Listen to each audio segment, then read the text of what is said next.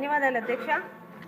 శ్రీకాకుళానికి ప్రాణధారగా ఉన్న వంశధార గత 5 సంవత్సరాల ప్రభుత్వంలోని ఎంత నిర్లక్ష్యానికి పోయిందో జిల్లా ప్రజలందరికీ తెలుసు అధ్యక్ష.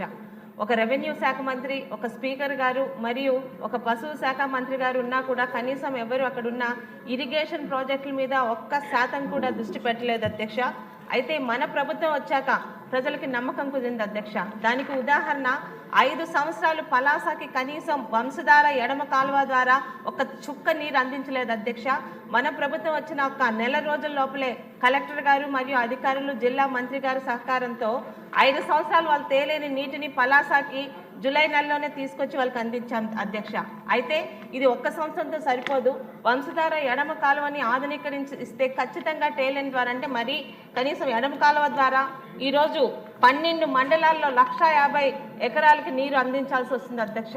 అయితే గత జూలైలోని మన ప్రభుత్వం వచ్చిందనే నమ్మకంతో వంశధార ఎడమ కాలువని వారి డబ్బులు ఖర్చు పెట్టి రైతులే శుభ్రం చేసుకున్నారు అధ్యక్ష. జంగిల్ క్లియరెన్స్ ఆ బిల్స్ మాత్రం ఇప్పటి వరకు రాలేదు అధ్యక్ష. మీ ద్వారా పెద్దలకి, ముఖ్యంగా మంత్రివర్యులకి ప్రాధాన్యత ఏంటంటే ఆ బిల్స్ని దయచేసి ఆ రైతులకు అందజేయాల్సిందిగా, ఎందుకంటే వాళ్ళు సొంత ఖర్చులతో పెట్టుకున్నారు అధ్యక్ష.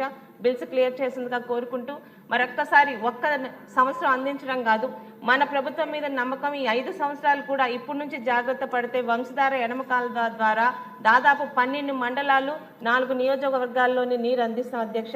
వీటి మీద ప్రభుత్వానికి దృష్టి పెట్టాల్సిందిగా కోరుకుంటున్నాను అధ్యక్ష. ధన్యవాదాలు.